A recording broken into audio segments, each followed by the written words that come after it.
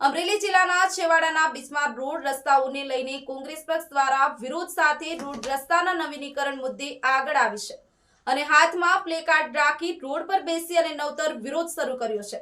ત્યારે ક્યાં અમરેલી જિલ્લાના માર્ગની દુર્દશાને લઈને કોંગ્રેસે વિરોધ કર્યો છે, જોઈએ આ રિપોર્ટમાં। આ છે અમરેલી જિલ્લાના વડિયાથી બાટવા દેવડી થઈને રાજકોટ જવાના મુખ્ય સ્ટેટ હાઈવે।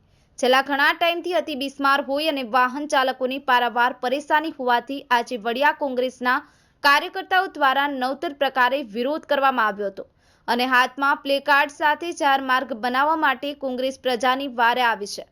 વડિયાના લોકો ત્રસ્ત ભાજપના નેતાઓ મસ્ત અને ભાજપ હાય હાયના સૂત્રોચ્ચાર સાથે પ્લેકાર્ડ દર્શાવી અને કોંગી કાર્યકર્તાઓએ રોડ રસ્તા પર બેસી અને વિરોધ નોંધાવ્યો હતો। જ્યારે અતિ બિસ્માર માર્ગથી વાહન ચાલકો પરેશાન હોય અને કોંગી કાર્યકર્તાઓએ વાહન ચાલકોની રોડ રસ્તાની વ્યથાઓ જાણી હતી અને આજથી વડિયા કોંગ્રેસ દ્વારા બાટવા દેવડી ગામે રોડ રસ્તાઓ બનાવવા રસ્તાઓ પર ઉતરી આવી છે અને ભાજપ સરકાર સામે કોંગી કાર્યકર્તાઓએ પ્રહારો કર્યા હતા।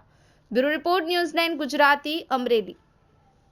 અમારા આજે હું રવજીભાઈ પાનસુરિયા કુકાવ તાલુકા કોંગ્રેસ પ્રમુખ। આજે 2-2.5 વર્ષથી આ રોડ માટે અનેક ફરિયાદો કરવામાં આવી છે। ધારાસભ્યો અને આ વિસ્તારના દંડક એવા કૌશિકભાઈ વાયદા આપ્યા કે દિવાળી નોરતામાં થઈ જાય, દિવાળીએ થઈ જાય, દેવ દિવાળી પછી થાય, કોઈને પડી નથી કે આ રોડ કરવાની, હવને ફોટા પાડી અને પોતાની જાહેરાત કરવામાં જ રસ હોય।